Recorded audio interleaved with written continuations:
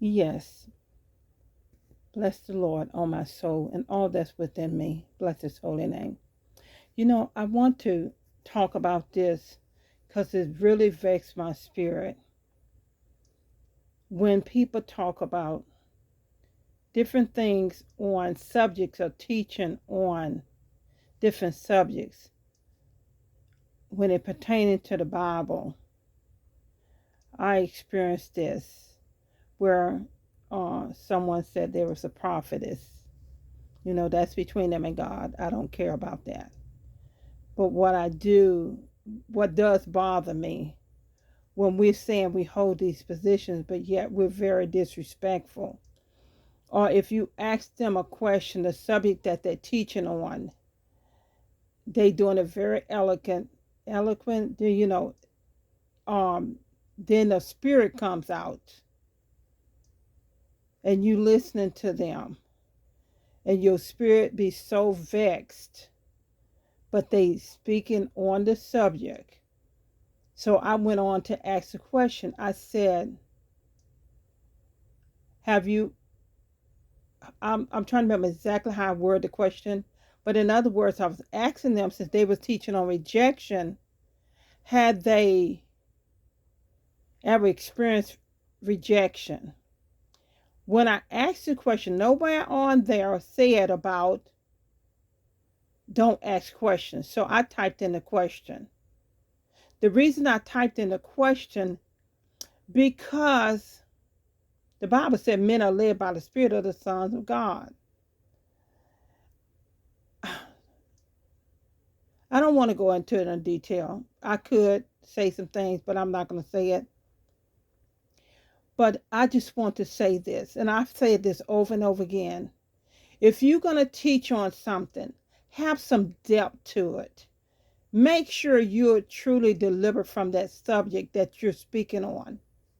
Because what you're putting out and don't realize it, that spirit that you're teaching about is there. It's there on that platform. Um, God is a God of love. God is a God. He corrects us when we're wrong. But when we are on a platform, and it's nothing saying that you can't ask questions, and you're literally blocked because you asked a question about the subject that they were teaching on and got blocked or muted or whatever, where you couldn't make no other comment. But then they got on there and said they were led by the Spirit. Everything they were doing it by the Spirit. And when we're teaching, God is concerned about his people, not us just getting out there teaching or reading whatever we'd have written down with no life to it, no nothing to it. Um, and then, I know because of who I am, I know these spirits are opposing me. In other words, they don't like when I get on their live and just ask questions. It wasn't that it was pertaining to the subject. It wasn't nothing, saying anything about them.